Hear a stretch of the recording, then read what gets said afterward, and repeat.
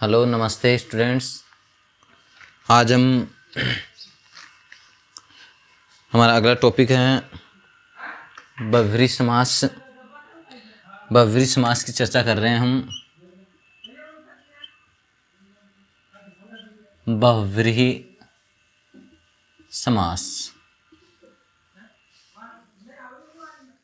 बहुव्रीहि समास, इस समास में क्या है, समास के अंदर दो पद होते हैं, एक पूर्व पद एक उत्तर पद। ये पूर्व पद है, ये उत्तर पद है। बहुव्रीहि समास में न तो पूर्व पद की प्रधानता होती है न उत्तर पद की प्रधानता होती है। इसमें किसी अन्य पद की प्रधानता, अन्य पद प्रधान होता है, अन्य पद प्रधान होता है। न तो इसमें पूरे पद की प्रधानता है न उत्तर पद की प्रधानता। प्रधानता किसकी होती है? इसमें अन्य पद की प्रधानता होती है। जैसे हम बात करें बहुव्रीहि समास। बहुव्रीहि समास चार प्रकार के हैं। बहुव्रीहि समास कितने प्रकार के हैं? बहुव्रीहि समास चार प्रकार के हैं। एक है वैधिकरण। वैधिकरण बहुव्रीहि, बहुव्रीहि, वैधिकरण बहुव्रीहि समास। पहला क्या है? वैधिकरण बहुव्रीहि समास। बहुव्रीहि में आप समझ गए, बहुव्रीहि अर्थात कहने का मतलब है कि इसमें अन्य अर्थ प्रधान है, अन्य अर्थ की प्रधानता होती है, अर्थात अन्यार्थ अर्थ निकलता है।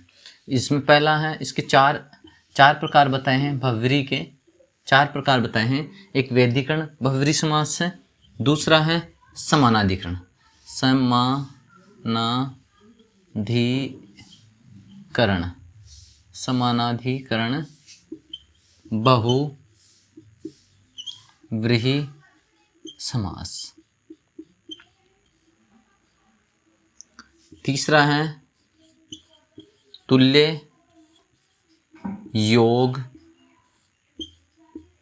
बहुव्रीहि समास। तुल्य योग बहुव्रीहि समास।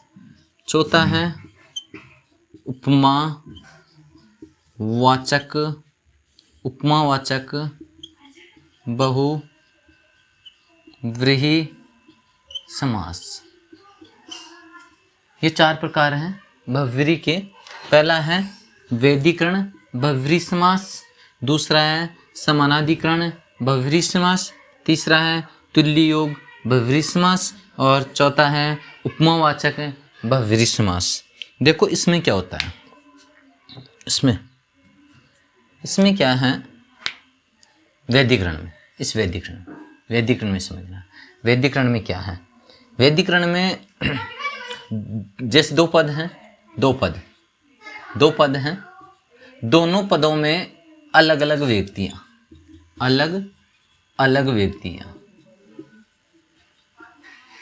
व्यक्तियों का प्रयोग। तुल्य वैधिकरण में अलग अलग व्यक्तियों का प्रयोग होता है। दोनों पदों में अलग अलग व्यक्तियां होती है, उसे वैधिकरण बहुव्रीहि समास कहते हैं। समानाधिकरण बहुव्रीहि, दोनों पदों में समान व्यक्ति, दोनों पदों में क्या होती है? समान व्यक्ति होती है, उसे कहते हैं समानाधिकरण बहुव्रीहि समास। दोनों पदों में समानाधिकरण का मतलब दोनों में समान व्यक्ति का प्रयोग।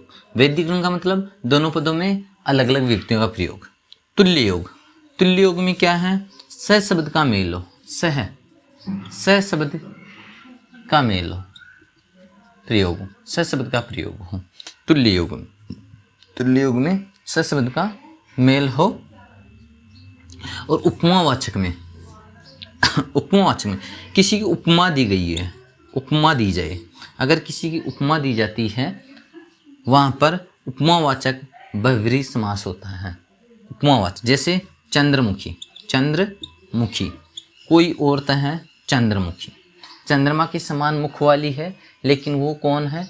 कोई औरत विशेष है चंद्रमुखी। तो यहाँ उपमा दे दी चंद्रमा से, मुख कैसा है? चंद्रमा के समान। यहाँ उपमा दे दी गई है, तो ये समास कौन सा हो गया? उपमावाचक बहुव्रीहि समास हो गया। आपकी समझ में आ गया? पहला वैधिकरण, वैधिकरण में दोनों पदों में अलग अलग विभक्तियों का प्रयोग होता है। दूसरा है समानाधिकरण, समानाधिकरण में दोनों पदों में समान विभक्तियों का प्रयोग होता है। तुल्य युग में अर्थात में स शब्द का प्रयोग होता है। अगला है उपमावाचक, उपमावाचक में उपमा दी जाती है, जहाँ उपमा दी जाए वहाँ उपमावाचक बहुव्रीहि समास का प्रयोग किया जाता है। आगे देखते हैं आगे क्या है। आगे है पहला, क्रम से देखते हैं हम, क्रम से पहला है हमारा वैधिकरण। वैधिकरण में क्या है, अलग अलग विभक्तियों का प्रयोग हो। जैसे बात करें हम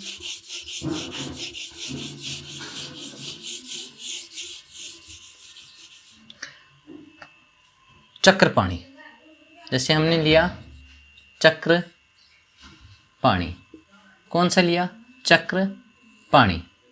हमने एक उदाहरण लिया चक्रपाणी। देखो चक्रपाणी में क्या है, चक्र यानी चक्र, पाणी यानी हाथ, पाणी यानी हाथ, चक्र यानी चक्र, चक्र है हाथ में। अब चक्र किसके हाथ में चक्र है, किसके हाथ में चक्र है, तो चक्रम पाणो यस्य स। देखो इसमें चक्र चक्र है, पाणो हाथ में चक्र है, यस्य जिसके, हाथ में चक्र है जिसके, वह कौन है, जिसके हाथ में चक्र है वह कौन है, हम कह सकते हैं श्री कृष्ण, श्री कृष्ण, कृष्ण कह सकते हैं श्री कृष्ण। आपके समझ में आ गया। देखो इसमें ये क्या है, इसमें चक्र में हम कह सकते हैं द्वितीय व्यक्ति चक्रम, और पाणों में सप्तमी व्यक्ति, पाणों में सप्तमी व्यक्ति। यहाँ पर इसमें इस दोनों पदों में कौन कौन सी, अतः इसमें अलग व्यक्ति है, इसमें अलग है, इसमें द्वितीय है, इसमें कौन सी है, सप्तमी, अतः दोनों पदों में अलग अलग व्यक्तियाँ। इसका मतलब ये किसका हो गया, वैधिकरण। इसका मतलब ये किसका हो गया, वैधिकरण का। किसका हो गया, वैधिकरण का हो गया। इसी प्रकार हम शूल पाणी, शूल ले लो, शूल पाणी, शूल पाणी, शूल पाणी कौन है, देखो यहाँ पर शूलम पाणो यस्य स। देखो यहाँ शूल है, पाणो हाथ में शूल है, यस्य जिसके हाथ में शूल है, शूल का मतलब त्रिशूल कह सकते हैं, त्रिशूल, शूल जिसके हाथ में शूल है, जिसके पाणों हाथ में शूल है, वह कौन है। देखो यहाँ ये पुल्लिंग का बता रहा है, ये किसका बता रहा है, पुल्लिंग का। तो क्या है, ये जो शब्द आएगा हमारा पुल्लिंग में आएगा, तो क्या बन जाएगा, शिव। देखो यहाँ पर न तो शूल की प्रधानता हुई न पाणी की प्रधानता हुई, प्रधानता किसकी हो गई, शिव की। अर्थात दोनों पदों की प्रधानता नहीं है, प्रधानता अन्य पद की प्रधानता हो गई, अन्य पद की प्रधानता हो गई। आगे देखते हैं अगला उदाहरण है हमारे पास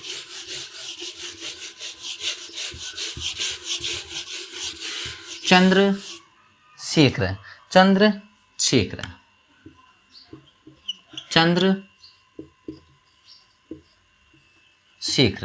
देखो यहाँ क्या है, चंद्र, शेखर है शिखर, शिखर यानी चोटी होती है, चंद्रमा है शिखर पर, जिसके चंद्र शिखर पर, शेखरे यानी शिखर पर, चंद्रमा, यस्य जिसके, शेखरे शिखर पर, चंद्रमा जिसके शिखर पर चंद्रमा है, सह वह कौन है, वह व्यक्ति कौन है, तो अर्थात वह व्यक्ति कौन हुआ, शिव। वह व्यक्ति कौन हुआ, शिव हुआ, जिसके शिखर पर चंद्रमा है, व्यक्ति कौन हुआ, चंद्रशेखर, अर्थात शिव हुआ।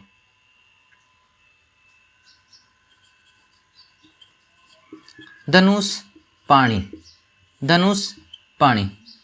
धनु यानी धनुष, पाणी यानी हाथ में, धनुष पाणी, धनुष धारण करने वाला हाथ में, तो इसका क्या कर देंगे हम, धनु पाणो यस्य सह हो गया है। आगे देखते हैं अगला हमारे पास उदाहरण है। आप समझ गए होंगे दोनों पदों में अलग अलग व्यक्तियों का प्रयोग होता है, वो क्या बनता है, वैधिकरण बनता है। आगे हम देखते हैं समानाधिकरण। समानाधिकरण में क्या है, समानाधिकरण में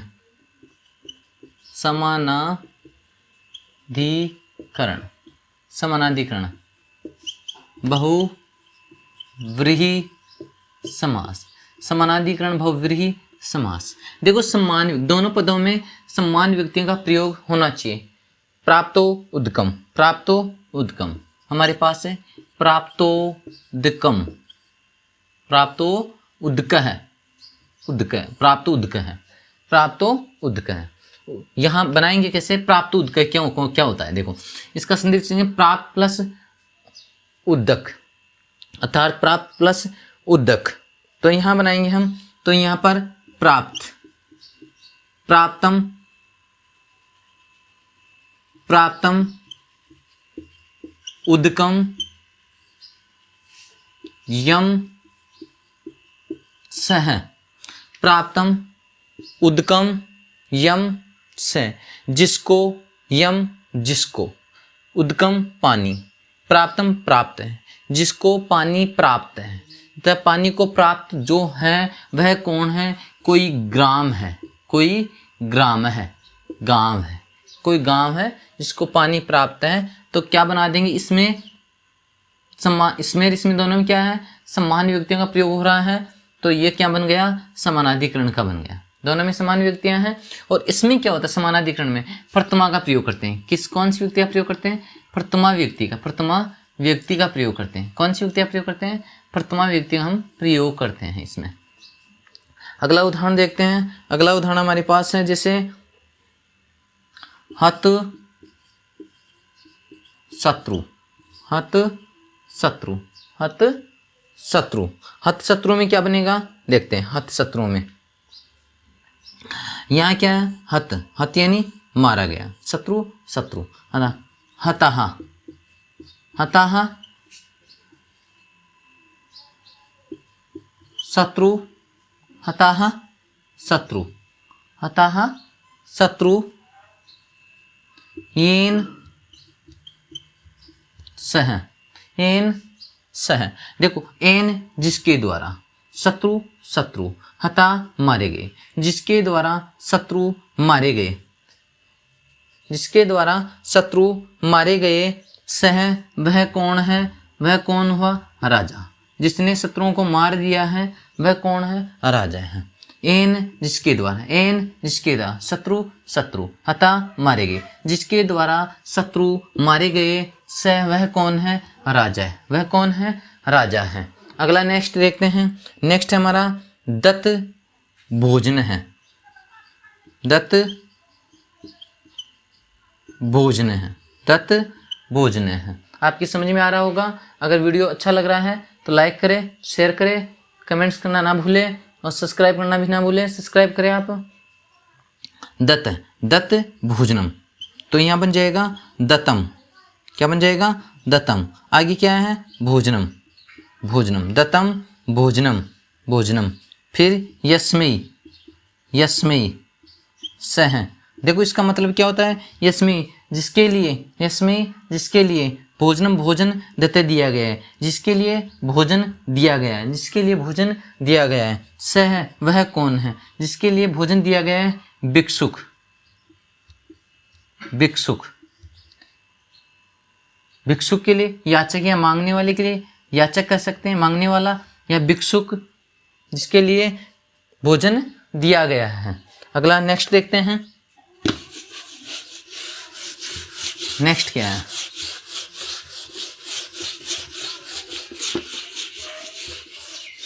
अगला हमारे पास है पतित पर्ण है, पतित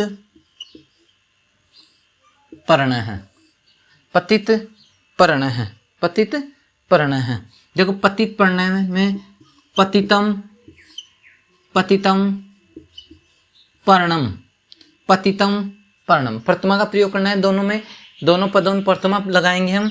पतितम पर्णम, फिर यस्मात्, यस्मात् सह, यस्मात् सह। देखो यस्मात् जिससे, पढ़ने पत्ते पतितम गिर गए हैं, जिससे पत्ते पतित अलग हुए, जिससे पत्ते अलग हो गए हैं, जिसके प्रण हैं पत्ते हैं वो क्या हो गए, अलग हो गए हैं। वह कौन है, वह कौन है, वह वृक्ष है। वह कौन है, वृक्ष है, वृक्ष है। वह कौन है, वृक्ष है। यस्मात् जिससे प्रणय पत्ते, यस्मात् अलग हुए, जिससे पत्ते अलग हो गए, जिससे पत्ते अलग हो गए। वह कौन है, वह वृक्ष है। वह कौन है, वृक्ष है। आगे देखते हैं दशानन, दशानन का देख लो आप, दशानन है, दशानन है।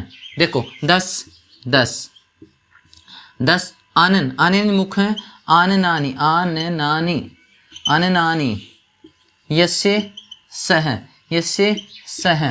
देखो यहाँ क्या है, जिसके आननानी मुख हैं, 10 है 10, जिसके 10 मुख हैं, जिसके 10 मुख हैं, जिसके 10 मुख हैं। वह कौन है, वह कौन है, तो वह रावण है। वह कौन है, रावण है। वह कौन है, रावण है। वह कौन है, रावण है। जिसके 10 मुख हैं, जिसके 10 मुख है वो कौन है, रावण है। आपकी समझ में अगर न तो इसकी ये न तो 10 की प्रधानता है न आनंद की प्रधानता है। प्रधानता किसकी हो रही, रावण की हो रही है। या न तो पतितम की प्रधानता है न प्रणम की प्रधानता है। प्रधानता किसकी हो रही है, वृक्ष की हो रही है। आपकी समझ में आ गया होगा। अगला हमारा है तुल्य योग। अगला क्या है, तुल्य योग। अतः तुल्य योग के साथ हम प्रयोग करेंगे, स का प्रयोग करेंगे। स का प्रयोग करेंगे तो स का तुल्य योग, तुल्य योग, तुल्य योग, तुल्य योग। तुल्य योग में क्या करेंगे, स का स शब्द का हम मेल करेंगे। स का सहितम भी कर सकते हैं, सहित है, सहित कर सकते हैं, साथ, सहित नहीं साथ, सहित का अर्थ होता है साथ। देखो जैसे आ गया स पुत्र है, स पुत्र है, स पुत्र है। तो हम यहाँ क्या करेंगे, स।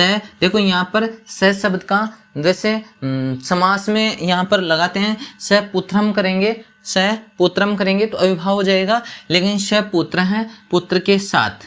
देखो यहाँ करेंगे हम, स के साथ तृतीया का प्रयोग होता है, तृतीयांत होता है, तृतीयांत मतलब तृतीय शब्द विभक्ति का प्रयोग करेंगे। पुत्रेण, पुत्रेण सहित है, पुत्रेण सहित है, ये हो गया। पुत्रेण सहित है, हम कर सकते हैं प्रयोग ऐसे, पुत्रेण सहित है। तो यहाँ स परिवार, परिवार है, स परिवार है। अब परिवार के साथ तो लिख देंगे परिवारेण, परिवारेण, परिवारेण सहित है, परिवारेण सहित है, ये बन गया। ठीक है, आपके समझ में आ गया होगा। स बांधव, स बांधव, बांधव है, स बांधव। देख बांधव, बांधव में हम लगाएंगे वही तृतीय लगाएंगे। बांधव में या बहुवचन है, या बांधव शब्द बहुवचन है तो बहुवचन का प्रयोग करेंगे। तो बांधवेई, बांधवेई, बांधवेई सही है, सहित है कर दो या सह लिख दो, सह लिख दो या सहित लिख दो। बांधवेई सह, बांधव के साथ। आपको याद रखना है इसमें, देखो यहाँ पर क्या है, परिवारम नहीं करना है, पुत्रम नहीं करना है, बांधवम नहीं करना है। आपको यहाँ जो प्रयोग मैंने किया है वह प्रयोग करना है। आगे देखते हैं, हमारा अगला है एक उपमावाचक। एक उपमावाचक का देख लो आप, फिर आपका कंप्लीट है। उपमावाचक, उपमावाचक की बात करें,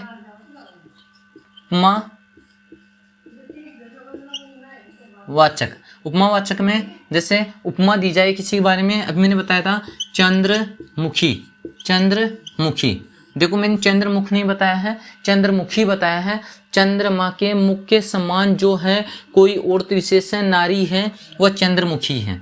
तो चंद्र है, चंद्र है, चंद्र है मुखम, चंद्र है मुखम ईव। अब क्या करना है हमें, देखो इस ईव का प्रयोग करना है। ईव का प्रयोग कहाँ करेंगे, देखो इसमें एक बात हमें विशेष समझनी है। कौन समझनी है कि यहाँ पर एक होता उपमान, एक उपमेय, उपमान, उपमान, और एक होता उपमेय, उपमेय। वही उपमान उपमेय आपको याद रखना है, उपमान उपमेय। तो यहाँ क्या है, ये मुख, मुख कैसा है, चंद्रमा के समान है। मुख, ये मुख है, ये मुख, मुख किसके समान है, चंद्रमा के समान है। मुख कैसा है, चंद्रमा के समान है मुख। तो यहाँ इसकी विशेषता किसकी बताइए, ये मुख की विशेषता किसकी, चंद्रमा के समान। तो उपमान, उपमान हो गया क्या, चंद्रमा। उपमेय क्या हो गया, उपमेय, उपमेय मुख, मुख हो गया उपमेय। तो यहाँ पर उपमान के बाद हम क्या लगाएंगे, यू का प्रयोग करेंगे। उपमान के बाद हम क्या लगाएंगे, यू का प्रयोग करेंगे। तो यू का प्रयोग करेंगे तो बन जाएगा चंद्र है, चंद्र है, और मुखम, चंद्र है मुखम, सॉरी यू लगाएंगे इसके बाद में, उपमान के बाद यू, और फिर लगा देंगे, क्या लगा देंगे, मुखम, मुखम, मुखम, फिर यस्य, यस्या लगा दो, स्त्रीलिंग में है, पुल्लिंग में यस्य लगाएंगे। और ये क्या है, चंद्रमुखी है, चंद्रमुखी किसका है, स्त्रीलिंग का है, तो क्या लगा देंगे इसमें, यस्या, यस्या सा लगा देंगे, यस्य सा, वो चंद्रमुखी, कोई और है चंद्रमुखी। देखो इसको एक बार विस्तार समझना आप, मैंने क्या कहा, चंद्रमुखी, चंद्रमुखी, यहाँ चंद्र है, यू मुखम, यस्य से क्यों लगाया मैंने, देखो पुल्लिंग में आता है तो यस्य लगाते हैं, पुल्लिंग क्या लगाते हैं, यस्य लगाते हैं। ये क्या है, स्त्रीलिंग में, यस्य किसका, ये चंद्रमुखी किसका है, चंद्रमुखी स्त्रीलिंग का है, क्योंकि कोई और तो विशेष नारी है चंद्रमुखी, तो ये स्त्रीलिंग में है तो यस्य लगाएंगे। और सा का प्रयोग सा यानी वह है, या इससे इस सा से अगर स होता तो आपको पता चल जाता कि ये पुल्लिंग का है, और सा है तो किसका है, स्त्रीलिंग का है। तो क्या बन गया, चंद्र यू मुखम यस्या सा अर्थात चंद्रमुखी। ओके, आपके समझ में आ गया होगा। और अगर वीडियो को सब्सक्राइब नहीं किया है, सब्सक्राइब करें, चैनल को सब्सक्राइब करें, लाइक करें और शेयर करना ना भूलें। Okay, thanks.